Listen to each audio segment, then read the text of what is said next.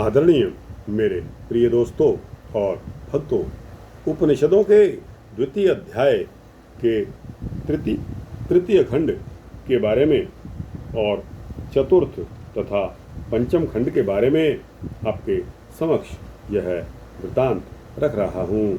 दोस्तों, यह वृत्तांत अति सूक्ष्म है तथा 4 खंडों के वृत्तांत आज आपके समक्ष करने होंगे।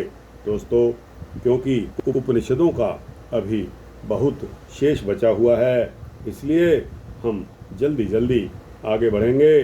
तो आज तृतीय, चतुर्थ, पंचम तथा षष्ठ खंड, यह 4 खंड आपके समक्ष, आपके सामने इनका भाव रखेंगे। तो दोस्तों, आइए बिना समय गवाए इस वृत्तांत को शुरू करते हैं। वृष्टौ पंचविध सामोपासीत पुरोवातो हिंकारो मेघो जायते सप्रस्तावो वर्षति स उद्गीथो विद्योतते स्तनयति स प्रतिहारः। अब वृष्टि में 5 प्रकार के साम की उपासना का वर्णन करते हैं। पूर्वीय वायु हिंकार है, उत्पन्न होने वाला मेघ प्रस्ताव है, बरसने वाला जल उद्गीत है, जो चमकता है और गर्जन करता है वह प्रतिहार है। उद्गृहेत तनिधन वर्षति हास्मै वर्षयति हयाएत देवं विद्वान वृष्टो पंचविदः सामोपास्ते। जो जल को ग्रहण करता है वह निधन है। इस प्रकार जानने वाला जो पुरुष पंचविध साम की उपासना करता है, उसकी इच्छा के अनुरूप ही वर्षा होती है, उसे ही वर्षा कराने का श्रेय प्राप्त होता है। चतुर्थ खंड में आते हैं।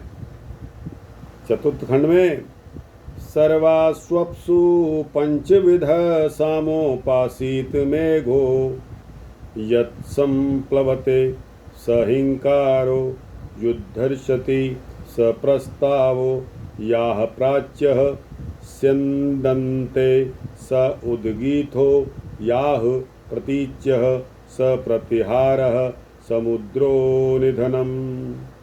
सब प्रकार के जल में पंचविध साम की उपासना करनी चाहिए।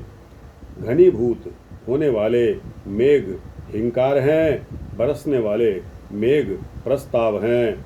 पूर्व दिशा में प्रवहमान मेघ उद्गीत हैं, पश्चिम दिशा में प्रवहमान मेघ प्रतिहार हैं, समुद्र निधन हैं। नाहाप्सु प्रत्यप्सु मान भवति य एतदेवं विद्वान् सर्वास्वप्सु पंचविध सामोपास्ते। इस प्रकार जानने वाला जो पुरुष सब प्रकार के जल में पंचविध साम की उपासना करता है, उसकी कभी जल में मृत्यु नहीं होती और वह जल से सर्वदा संपन्न रहता है। पंचम खंड में आते हैं। ऋतुषु पंचविध सामोपासीत वसंतो हिंकारो ग्रीष्मः प्रस्तावो वर्षा उद्गीतः शरत् प्रतिहारो हेमंतो निधनम्। ऋतुओं में पंचविध साम की उपासना करनी चाहिए। बसंत ऋतु हिंकार है, ग्रीष्म ऋतु प्रस्ताव है, वर्षा ऋतु उद्गीत है, शरद ऋतु प्रतिहार है और हेमंत ऋतु निधन है। कल्पन्ते हास्मा ऋतव ऋतून्मान भवति या एत देवं विद्वानुतिषु पंचविध सामोपास्ते। इस प्रकार जानने वाला जो पुरुष पंचविध साम की उपासना करता है, उसे ऋतुएं अभीष्ट भोग प्रदान करती हैं तथा वह ऋतु के अनुसार सर्वदा भोगों से संपन्न रहता है।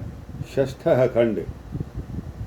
पशुषु पंचविध सामोपासीत जाहिंकारो वयः प्रस्तावो गाव उद्गीथो श्वा प्रतिहारः पुरुषो निधनम। पशुओं में पंचविध साम की उपासना करनी चाहिए। बकरे हिंकार हैं, भेड़ें प्रस्ताव हैं, गौएं उद्गीत हैं, अश्व प्रतिहार हैं और पुरुष निधन हैं। भवन्ति हास्य पशवः पशुमान् भवति या एत देवं विद्वान् पशुषु पंचविधि सामोपास्ते। इस प्रकार जानने वाला जो पुरुष पशुओं में पंचविध साम की उपासना करता है उसे पशु संपदा प्राप्त होती है और वह पशुओं द्वारा प्रदत्त भोगों से संपन्न होता है। सप्तम खंड। प्राणेषु पंचविधं परो वर्यः सामोपासीत प्राणो हिंकारो वाक् प्रस्तावश्च शुरुद्गीतः श्रोत्रं प्रतिहारो मनो निधनं परो वर्या सेवैतानि। प्राणों यानी इंद्रियों में श्रेष्ठता के क्रम से साम को पंचविध उपासना करनी चाहिए।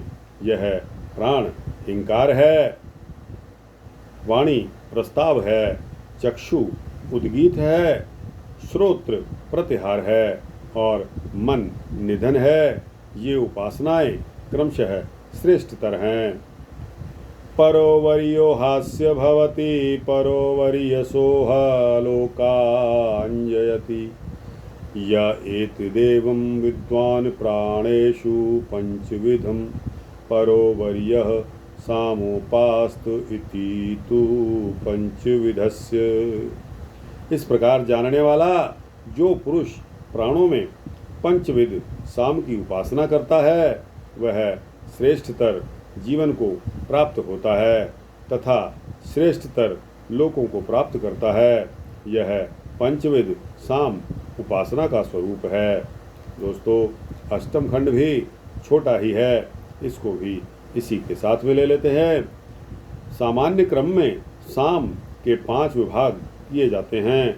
जब साधक की साधना परिपक्व हो जाती है तो उसके सूक्ष्म विभाग बनाकर संख्या 7 कर दी जाती है। अष्टम से दशम खंड तक सप्तविध साम की उपासना का मर्म प्रकट किया गया है। अथ सप्तविधस्य वाच सप्तविध सामोपासीत यात्किंच वाचो हुमिति स हिंकारो यत्प्रेति स प्रस्तावो यदेति स आदिः।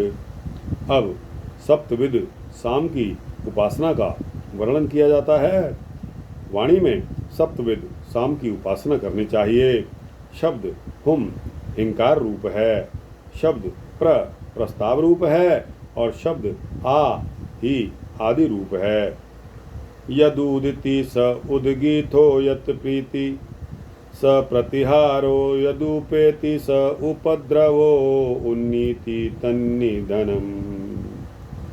शब्द उत ही उद्गीत रूप है, प्रति ही प्रतिहार है, शब्द उपद्रव रूप है और नी निधन रूप है। दुग्धेऽस्मै वाग्दोहं यो वाचो दोहोन्वान्यदो भवति या एतदेवं विद्वान् वाची सप्तविध सामोपास्ते। इस प्रकार से जानने वाला जो पुरुष वाणी में सप्तविध साम की उपासना करता है वह वाणी के सार तत्व को प्राप्त कर लेता है तथा प्रचुर अन्न एवं अन्न को पचाने की सामर्थ्य भी प्राप्त कर लेता है।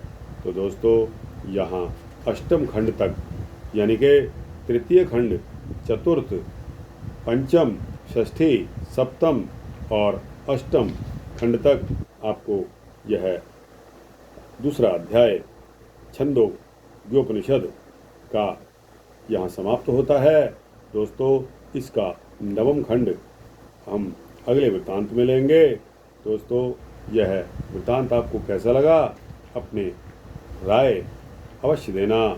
इसको लाइक और शेयर करते हुए अपने दोस्तों, भक्तों, मित्रों, जिज्ञासुओं तक भेजना। और दोस्तों इस चैनल को अगर आप सब्सक्राइब कर देंगे तो आपको इसी तरह के भक्ति उद्यान मिलते रहेंगे। जय श्री हरि, जय श्री विष्णु हरि।